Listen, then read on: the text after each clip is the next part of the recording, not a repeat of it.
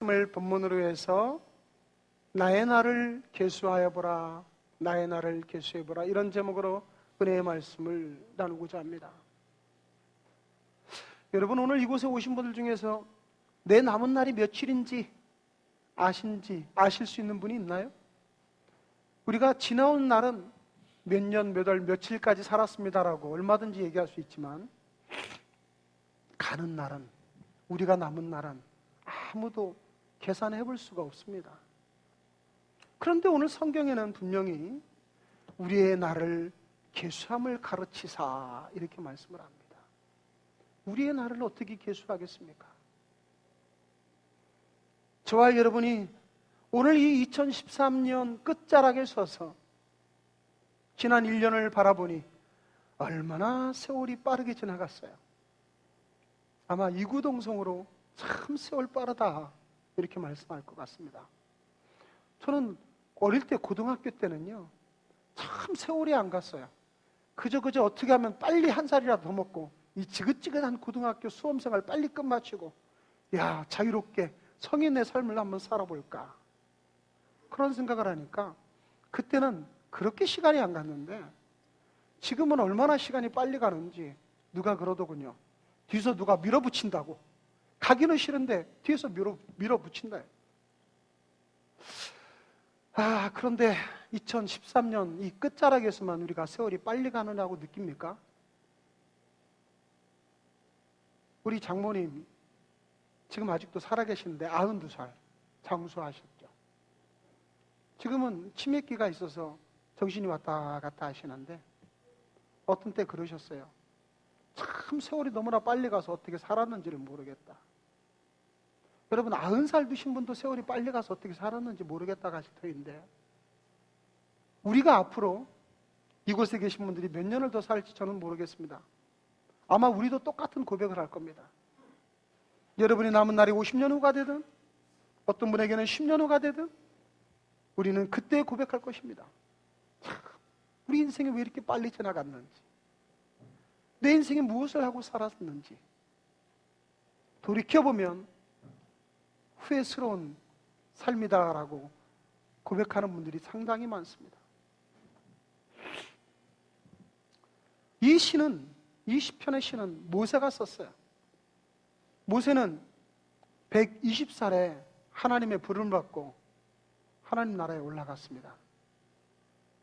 모세가 오늘 이 본문에서 말씀하기를 우리 연수가 70이요 강건하면 80이라도, 모세는 120살이나 살았는데도 불구하고 여기에 일반적인 사람들의 나이가 평균이 70이요 강건해봐야 평균 80이라는 겁니다.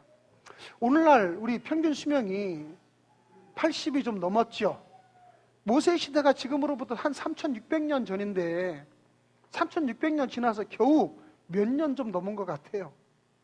많은 사람들은 우리가 우리 조선시대에 비하면 물론 우리가 수명이 많이 늘었지만은, 여러분, 지금 우리의 수명이 늘어본들 120살 정도 살 수 있는 사람도 많지 않을 것 같고, 모세가 120살에 살으면서 이야기하기를 우리의 수명이 신속히 날아간다고 말합니다.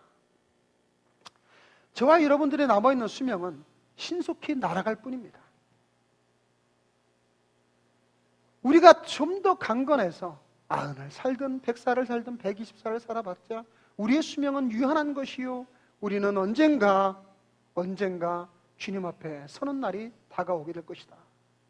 마치 우리가 2014년도 1월을 출발할 때 희망차고 뭔가 새로운 기쁨과 새로운 좋은 일이 일어날 것이라고 기대하고 이 1년을 소망하고 살아왔듯이, 우리의 남은 여생도 그렇게 소망하고 살아가지만 언젠가 2013도 이 마지막 날이 오는 것처럼 우리 인생의 마지막도 다가오게 된다는 것이죠. 성경은 말씀합니다. 너는 청년의 때 곧 너의 창조주를 기억하라. 저와 여러분이 지금 청년이 아니죠. 청년은 아니지만은 우리는 지금 다 아직은 죽음을 앞에 놓고 있지 않은 팔팔한 때를 지나고 있다, 이 말입니다. 그런데 우리의 창조주를 이때에 우리는 기억하라고 말씀합니다.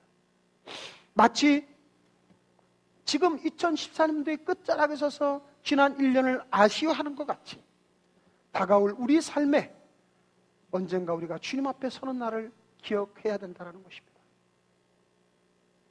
그러면서 오늘 성경 본문은 말씀하기를 우리가 이 날을 계수하는 것이 우리가 지혜로움이라고 말씀합니다. 우리에게 우리 날 계수함을 가르치사 지혜로운 마음을 얻게 하소서. 이 날을 계수하고 사는 자는 지혜로운 사람이라고 성경은 말씀하고 있는 것입니다. 사랑하는 성도 여러분, 그렇다면 우리는 정말 우리에게 주어진 이 삶에 대해서 어떻게 해야 지혜로운 우리 인생을 살아갈 수 있을까요? 2014년도의 끝자락에 서서 2014년을 바라보는 이 시점에 아니 우리는 다가오는 1년뿐이 아니라 우리의 모든 인생에서 가장 지혜로운 삶을 살려면 우리는 어떻게 살아야 될까요? 저는 먼저 돌아갈 때를 살펴보는 자가 지혜로운 사람이다라고 생각해요. 돌아갈 때를 살펴보는 자. 돌아간다는 것은 어딜까요? 많은 경우가 다 돌아가겠죠. 아침에 나와서 저녁에 집으로 돌아갈 때도 있고 또 먼 여행을 갔다가 집으로 돌아갈 때도 있고 우리의 인생을 마치고 우리의 본향으로 돌아갈 때도 있습니다. 러시아의 문호 톨스토이는 대단히 훌륭한 크리스찬이고 그는 성경의 많은 진리를 깨달아 알았던 자였습니다. 그는 여러 가지 소설을 쓰고 단편도 쓰면서 우리에게 하나님께서 우리에게 원하시는 진리를 참으로 잘 비유적으로 설명한 소설이 많았어요. 그 중에 굉장히 우리에게 감동을 주는 소설 중에 하나가 이런 제목이 있습니다. 사람은 얼마만큼의 땅이 필요한가? 사람에게 얼마만큼의 땅이 필요할까? 여러분, 오늘날은 수많은 사람들이 많은 부동산을 갖기를 소망하죠. 저 큰 집, 많은 땅 갖기를 소망하죠. 사람에게 얼마만큼의 땅이 필요할까요? 많으면 많을수록 좋겠다라고 말씀한 도 있겠죠. 톨스토이의 그 사람은 얼마만큼의 땅이 필요한가에 보면 이런 내용이 나옵니다. 러시아의 한 소작인, 땅이 없었던 사람, 주인공 바흠이라는 사람이 등장을 합니다. 바흠이라는 사람은 땅이 없었다가 열심히 애쓰고 노력해서 조그마한 땅을 하나 마련했어요. 그 조그만 땅을 가질 때 얼마나 기뻤는지 몰라요. 열심히 그 땅을 개간하고 그 땅에 열심히 농사를 지어서 수확을 얻었습니다.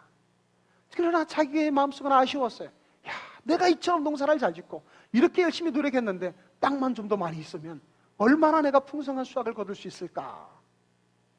바흠은 항상 더 많은 땅을 갖고 싶어 했어요. 그러던 어느 날 멀리서 온 사람한테서 아주 놀라운 이야기를 들었습니다. 그 이야기는 즉슨 무엇이냐면 저 지방에 가면 어떤 곳에서는 땅을 주는데 거저 주다시피 한다. 그런데 그 땅을 갖는 조건은 아침에 해 뜰 때 나가서 저녁에 땅으로 발로 밟고 돌아오는 모든 땅을 다 그 사람의 소유로 주는데 마치 거저 주는 가격으로 준다는 거예요. 바흠은 그 소리를 듣고 잠을 못 이뤘습니다. 그리고 얼른 그곳에 갔습니다. 정말 알아보니까 네가 아침에 출발해서 저녁에 해일 때까지 들어오는 모든 땅은 너에게 이 땅을 아주 싼 값으로 준다는 거예요. 바흠은 가슴이 뛰었습니다. 다음날 아침이 되기를 기다렸습니다. 야, 드디어 내가 이제 어마어마한 농장의 주인이 될 때가 왔다. 그는 희망을 가지고 이른 아침에 해질 때 나갔어요. 그리고서 힘차게 그 발걸음을 내렸습니다. 좋아 보이는 땅을 향해서 나아가고 그리고 보니까 또 좋아 보이는 땅이 있어서 그 땅을 열심히 자기 발로 찍어가면서 표시를 하면서 갔습니다. 이제 해가 중천을 넘어가는 때가 다가왔어요. 아, 시간을 보니까 해를 보니까 돌아가야 될 때가 다가왔어요. 그런데 돌아가려고 보니까 바로 앞에 보이는 땅이 얼마나 기름지고 좋은지 몰라요. 야, 저것만큼은 내가 꼭 가져야 되는데 조금만 더 가자. 그래서 바흠은 조금 더 갔습니다. 여기까지만 갔다 얼른 돌아가면 될 거야. 그리고서 그 땅을 갔어요. 그리고 났는데 보니까 세상에 그 앞에 조금 더 좋은 땅이 또 있는 거예요. 이걸 놓고 돌아가면 너무나 아쉽잖아요. 내가 조금만 더 뛰면 되겠지. 그리고서 그 땅을 다시 또 갔습니다.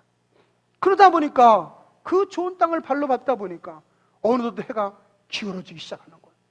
가슴이 철렁 내려앉았어요. 자기가 지금까지 온 길을 계산해 보니 이거 그냥 걸음 가지고는 도저히 해 질 때까지 못 들어가는 거예요. 바흠은 뛰기 시작했습니다. 뛰기 시작하는데 막 숨이 차고 심장이 멎을 것 같아요. 포기하고 싶어요. 못 걸어가겠어요. 더 못 뛰겠어요. 근데 여기서 중도에 걸어가거나 포기하면 어떻게 될까? 그 땅을 하나도 차지하지 못하는. 바흠은 내 일생일대 최고의 기회다. 죽도록 뛰었습니다. 그 땅만 생각하며 뛰었습니다. 바움이 얼마나 열심히 뛰었는지 정말로 해가 떨어지기 직전에 꼬린 지점에 들어왔습니다. 바움은 너무나 기뻐했어요. 환호를 질렀지만 그는 환호를 치면서 꼬꾸라지고 말았습니다. 너무나 무리했기 때문에 심장이 터져서 피를 토하고 죽었어요. 바움은 그가 원했던 땅에 묻혔습니다. 그가 차지한 땅은 단 한 평이었습니다. 여러분, 사람에게 얼마만큼의 땅이 필요한 것입니까? 우리는 이 땅에 살아가면서 너무나 많은 것을 차지하려고 하죠. 적당하게 돌아가야 될 때를 모릅니다. 적당하게 손을 놔야 될 때를 모릅니다. 적당하게 포기해야 할 때를 모릅니다. 저는 미국에서 공부할 때 어느 목사님이 라스베가스 한번 구경 가보자 그래서 라스베가스를 한번 구경 가본 적이 있어요. 가니까 얼마나 아름답고 얼마나 호화찬란한지. 근데 거기서 하루 저녁 잠을 자는데 밖에가 환해요. 도대체 내가 그래서 다음날 아침 일어나가지고 직원한테 물어봤어요. 왜 이렇게 밖에 환하냐 그랬더니 호텔에서는 잠자기 안 놔둔대. 그래서 창문에다가 불빛을 환하게 비춰가지고 야 니네 잠잘 새 어디냐 나가서 노름해야지. 그래서 밖을 그렇게 환하게 만든다고 조명을 키운대요. 저야 뭐 가서 돈도 없으니까 그런 거 할 줄도 모르고 구경만 하다 이렇게 왔는데 어떤 사람이 크게 돈을 많이 버는 사람이 있다라는 거예요. 그러면 야 그렇게 한 번에 어마어마한 돈을 많이 버는 사람이 있으면 그 카지노 망하겠다 그래요. 거기에 안내하는 사람이 씩 웃으면서 절대로 망하지 않습니다. 왜? 돈 딴 사람은 딴 돈 다 거기다 뱉어놓고 돼 있다라는 거예요. 돈 따가지고 나오는 사람이 없다나. 더 많이 딸 거를 생각하면서 또 투자하는 거예요. 더 많이 내가 딸 거라고 이제 앞으로 더 큰 것이 터질 거라고 알기 때문에 그곳에 눌러 앉아가 자기가 딴 거 다 토해놓고 나오게 된다는 거예요. 우리 사람이 그래요. 물론 노름하는 경우는 특별한 경우지만 우리의 모든 인생을 한번 돌아보십시오. 여러분이 그만두어야 될 때, 여러분이 가지 말아야 될 때, 우리가 돌아서야 될 때를 우리는 알지 못하고 이 어리석은 바움처럼 한 평의 땅을 차지하려고 그렇게 열심히 뛰었단 말입니까? 2014년도 지금 1년을 돌아보니 우리가 지금 이 어렵고 힘든 삶에 무엇인가 붙으려고 우리는 그렇게 힘차게 뛰었단 말입니까? 여러분 지난 1년 과연 얼마나 많이 뛰셨나요? 얼마나 많이 여러분 돈을 벌기 위해서, 얼마나 많이 내 자식들을 출세시키기 위해서, 얼마나 많이 내 자녀들을 공부 잘하게 하기 위해서, 얼마나 많이 내 남편을 성공시키기 위해서, 얼마나 내 욕망을 충족시키기 위해서 뛰어왔나요? 무엇이 남습니까? 우리는 나의 돌아갈 때를 헤아릴 줄 아는 자가 지혜로운 자입니다. 우리는 어느 날인가 하나님이 부르신 날이 오고요. 그때에 우리는 내가 가지고 있는 건 다 내려놓고 가게 되어 있습니다.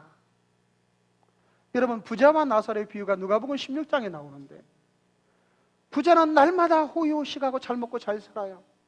나사로 거지는 그 집 앞에서 그 집에서 무엇인가 음식 찌꺼기 버려지는 건 먹고 살려고 그 집 앞에 있었습니다. 그러나 부자는 그것조차도 그 나사로에게 제대로 주지 않았죠. 그리고 나중에 나사로가 그 병 때문에 일찍 죽고 아버지 하나님 나라에 품에 안겼고 그리고 낙원에서 영광을 누리고 평화를 누릴 때 그 부자도 결국 죽어서 그가 가야 될 곳이 어디였어요? 음부에 가서 고통을 당하게 됩니다.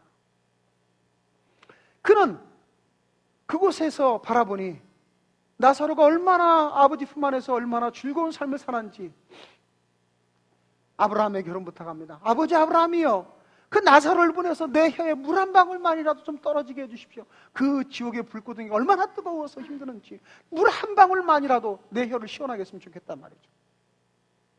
그때 아버지 아브라함은 말합니다. 너와 우리 사이는 큰 구렁이 있어 이쪽에서 저쪽으로 가지도 못하거니와 너는 살할 때 좋은 것을 누렸으니 네가 그곳에서 받는 고통이 합당하다. 그가 살았을 때 좋은 것은 무엇이에요? 하늘나라의 좋은 것이 아닙니다. 자기의 욕망을 채우고 내가 좋은 것을 채워 살았던 사람. 그는 자기의 남은 날을 계수하지 않은 사람입니다. 사랑하는 성도 여러분, 우리는 살아가는 날도 중요하지만 우리는 돌아갈 본향을 바라보고 사는 것은 더 중요한 것입니다. 요즘에는 웰다잉이라는 말을 하죠. 전에는 죽음이라는 말을 함부로 쓰지 않았어요. 그러나 사랑하는 성도 여러분, 우리 성경에서는 무엇을 말씀하는지 아십니까?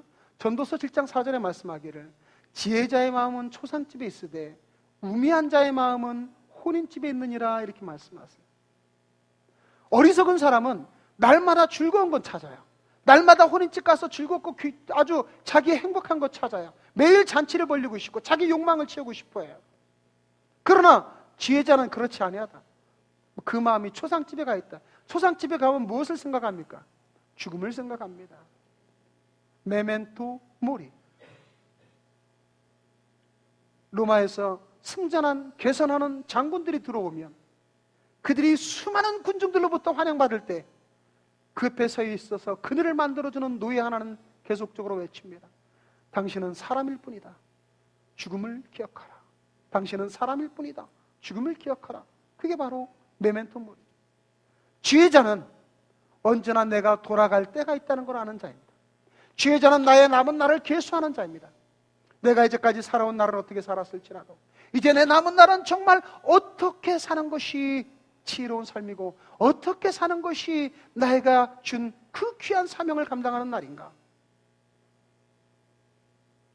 사랑하는 성도 여러분, 오늘 이곳에 오신 분들 중에서는 예수님을 잘 믿고 사는 분도 계실 것이고 아직 예수님을 모시지 않은 분도 계실 것입니다. 아니면 내가 예수 믿었더라도 그저 날마다 하루하루 내 삶을 살다가 일요일 한 번 오고 가시는 그런 썬데이 크리스찬도 있을 수도 있을 것입니다. 구원받은 확신이 없는 분도 있을 것입니다. 어느 분일지라도 여러분, 2014년도의 마지막 날이 다가오듯이 우리 삶의 마지막 날은 반드시 다가옵니다. 우리의 남은 날을 계수하는 자, 내 마음이 초상집에 가 있는 자, 그는 지혜로운 인생을 살 수 있는 자입니다. 오늘 이 마지막 2014년도의 끝자락의 마지막 주일 예배에 저는 여러분들의 마음을 무겁게 하고 싶습니다. 오늘 이 마지막 끝 예배에서 저는 여러분들 마음에 무거운 질문을 던지고 싶습니다. 2014년도에 과연 나는 잘 살았던가? 그렇다면 내 인생이 끝나는 어느 날 나는 과연 잘 살았을까라고 질문할 때 지혜롭게 산 사람은 하나님이여 영광 받으시옵소서. 이제 제가 그리워하고 그리워하는 주님 앞에 갑니다. 내 삶을 주님을 위하여 지혜롭게 살았습니다. 이렇게 고백할 수만 있다면, 그리고 다가오는 우리를 데리러 오는 그 천사를 아름답게 맞이할 수만 있다면, 기쁜 마음으로 맞이할 수만 있다면, 저와 여러분들은 어떤 직업을 가졌을지라도, 아무리 돈이 많고 아무리 가난하고 어떤 상황에 살았을지라도 하나님의 가장 축복하시는 삶을 산 자들인 줄로 믿으시기를 바랍니다. 오늘 2013년도의 마지막 이 주일 예배, 우리의 나를 계수하는 지혜로운 자들이 되시기를 주의 이름으로 축원합니다. 하나 더 지혜로운 자의 삶을 말씀을 드리면 저는 하나님만을 소망하는 자의 삶이다 라고 말하고 싶어요. 하나님만을 소망하는 자. 우리에게는 새해가 되면 누구나 다 새로운 계획을 세우죠. 비전을 가지고 꿈을 세웁니다. 새해가 되면 우리 젊은 자매님들은 하나같이 물어보면 우리는 가장 먼저 해야 될 일이 뭘까요? 다이어트요. 살 빼야 돼요. 내가 보기엔 날씬해도 너무 날씬해.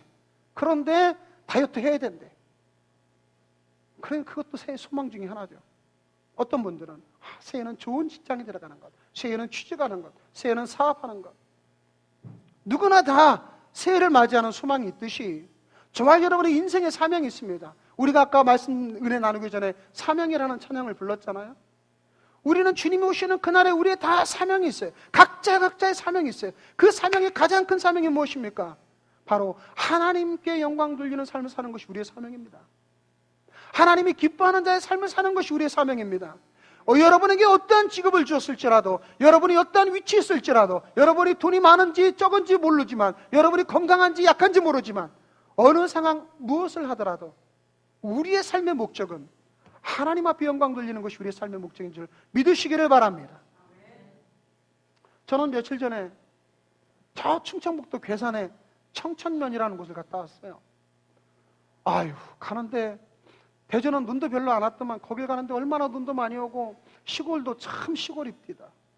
그 면사무소에 조그만한 동네 몇 개 있는 그런 면사무소를 제가 갔어요. 왜 갔느냐? 한 의사를 만나러 갔어요. 그분은 서울에서 개업하고 아주 성공적인 삶을 살다가 그분이 뜻한 바 있어서 시골, 우리말로 깡촌에 가서 의료 사업을 하시는 분이시죠. 국민일보에도 소개가 된 바 있고 CTS, CBS도 소개가 된 바 있는 이승희 원장님이라는 분입니다. 제가 왜 갔냐면 저희가 처음 얘기하죠. 우리 사모가 이 관절이 안 좋아해요. 젊어서 너무 제가 고생을 시켜가지고 그 목회자 하나 만든다고 혼자 일을 많이 하다 보니까 무릎을 너무 많이 썼나 봐요. 그래서 관절이 안 좋아. 그런데 병원에 가면 막 수술해야 된다, 뭐 해야 된다 하니까 어떻게 해야 될지 모르겠어요. 근데 어느 분이 프롤로 치료를 하면 좋아진다고 그래가지고 수술하는데 좋아진다고 해서 프롤로 치료를 찾다 보니까 그분이 목회자 가족에게 프롤로 치료를 아주 저렴하게 무료로 시술해 준다는 그런 뉴스를 보았어요. 그래서 제가 전화로 상담을 하고 예약하라고 그분을 찾으러 간 겁니다. 저는 그런 치료를 서울에서만 하는 줄 알았더니 그 시골에서 하는 분이 있는 줄 몰랐어요. 가보니까 아주 깡촌 시골에 그 의원을 차려놓고 하시는데 시설도 아주 허술한 시골병원처럼 해놓고 계세요. 그런데 사람이 하루 종일 바글바글해요. 전국에서 다 오래, 전국에서. 난 세상에 시골에 그렇게 많은 사람들 모인 병원은 처음 봤어요. 더 기가 막힌 것은 물리치료를 하라고 침대에다 이렇게 물리치료기를 하나씩 붙들어 매놓고 물리치료사가 말이죠. 물리치료를 다 붙들어 맨다면 그 다음에 어디서 음악 소리가 이상해서 들어보니까 그 물리치료사가 거기 누워있는 사람 앞에 기타 메고 찬양을 들려주는 거예요. 여러분 병원에서 생음악 들어보셨어요? 저는 실컷 생음악 듣고 왔습니다. 그리고 그 의사가 프롤로 치료를 해주는데 얘기를 들어본즉 그분도 목사 안수를 받으셔서 의사이면서 자기가 그런 서울에서 잘 나가는 사람인데 하나님의 은혜를 받고 보니 시골에 너무나 의료 혜택을 못 받는 사람들이 많고 시골에 있는 목회자들도 너무나 힘든 분들이 많아서 내가 이렇게 풍족한 삶을 사느니 나도 시골에 가서 어렵고 힘든 사람들을 위해서 봉사해야 되겠다고 내려온 거예요. 이야, 얼마나 감동인지 말이죠. 저는 병원을 갔다 온 게 아니라 어디 기도원을 갔다 온 느낌이에요. 그러면서 거기다가 그분들이 이야기를 산순자라고 했어요. 산순자. 산순자가 누군가? 산씨 성을 가진 분도 있나? 이름은 순자고 성이 산씨인가? 알고 보니까 살아있는 순교자들을 산순자라고 부르시는 거예요, 자기가. 그러면서 하시는 말씀이 하나님의 영광을 위해서 이 땅에 자기의 것을 모든 것을 포기한 자들은 살아있는 순교자라는 거예요. 하나님의 영광을 위해서 내 생명이 끊어지는 것만이 순교가 아니라 하나님을 위해서 내 모든 삶을 포기한 자들, 하나님을 위해서 내가 갖고 싶은 것 포기하고 하나님의 영광을 위해서 내가 하고 싶은 것 포기하고 하나님의 영광을 위해서 내 물질을 포기한 자들이 살아있는 순교자이기 때문에 그들을 불러서 산순자라고 한다는 거예요. 여러분 산순자가 되시겠습니까? 하나님을 위해서 순교하는 것은 가장 아름다운 순교지요. 그러나 저와 여러분 얼마든지 선교를 위해서 타지에서 외국에서 죽는 것만이 순교가 아니에요. 하나님만을 위해서 하나님 영광을 위해서 내 삶을 포기하고 내려놓는 자들, 우리는 살아있는 순교자들입니다. 2014년도가 다시 밝아오겠죠. 그리고 2014년도의 마지막 날도 2014년 12월 31일 날도 분명히 다가오게 될 것입니다.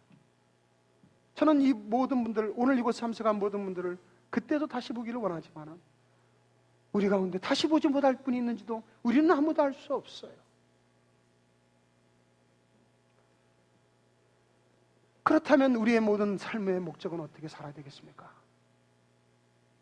우리가 남은 날을 계수하는 자라면, 지혜로운 자라면 내 남은 여생이 하나님 앞에 영광 돌리는 삶으로 살아가는 것보다 더 귀중한 일이 있겠습니까? 주님께서 너에게 약속하십니다. 먼저 그 나라와 그 일을 구하라. 그리하면 이 모든 것을 너에게 더하시겠다고 하셨습니다. 하나님의 영광을 위해서 우리 모든 것을 포기하는 자에게 하나님은 채워주신 줄로 믿습니다. 그분은 모든 것을 포기하고 시골로 갔더니 오히려 전국에서 수많은 사람들이 그분을 향하여 그 시골로 달려오게 되고, 너무나 많은 환자가 몰려와서 예약하지 않고는 가지도 못하는 그런 상황으로 만들어 놓을 줄 그 시골에 온 사람이 누가 알았겠습니까? 사랑하는 성도 여러분, 2013년도 이 마지막 끝자락의 마지막 예배에 저는 여러분들 마음을 편안하게 하고 싶지는 않습니다. 여러분들 마음에 무거운 돌멩이를 하나씩 드리고 싶습니다. 2013년도를 한번 이 남은 이틀 동안에 돌아보십시오. 그리고 내 남은 여생, 내가 지나온 살아간 여생과 앞으로 남은 여생을 한번 생각해 보십시오. 여기는 10대의 젊은 분도 있고 20대의 청춘도 있고 50대, 60대의 나이 드신 분들도 있습니다. 그 날이 10년이든 50년이 남았든 그것은 중요하지 않아요. 나에게 남은 이 삶을 내가 어떻게 살아가는 것이 지혜로운 자의 모습일까? 우리는 다 하나님이 우리 편이라고 얘기하는 분들입니다. 전에 이라크와 전쟁을 할 때 부시 대통령은 그런 말을 했어요. 국민을 격려하면서 독려하면서 하나님은 우리의 편이십니다. 여러분, 하나님이 우리의 편이라고 하는 건 누구나 할 수 있는 말이에요. 그러나 링컨 대통령은 그런 말을 했습니다. 우리가 하나님 편이 되어야 된다고 말씀했습니다. 여러분은 단순히 하나님이 우리의 편이 될 거라고, 하나님이 우리의 편이라고 그저 내 마음을 편안하게 다독이시겠습니까? 아니면 우리가 하나님 편이 되시겠습니까? 우리의 남은 여생을, 그리고 다가오는 2014년도를 우리가 하나님이 내 편이라고 외치는 편안한 삶이 아니라 우리가 하나님 편이 될 거라고 외치면서 나아가는 그러한 주님의 자들이 되시기를 주님의 이름으로 축원합니다. 그래서 이 남은 이틀 동안 우리는 마음속에 무거운 돌멩이를 들고 가십시오. 하나님, 나의 지난 삶에, 내 지난 여정에, 아니 지난 1년 동안에 내가 어떻게 살았든지 하나님 이제 남은 여생은, 내가 다가오는 2014년도는 하나님 앞에 지혜로운 자의 삶으로 살아가기를 소망합니다. 그래야 어느 날 어느 때 우리가 다 주님의 나라에서 만나니까 우리는 2014년도의 마지막 주일 예배에 우리 삶에 무거운 짐을 던졌던 이 날을 기억하게 될 것입니다. 저와 여러분의 삶에 다가오는 2014년도에 놀라운 주님의 축복하심이 넘치시기를 주의 이름으로 축원합니다. 기도하십니다.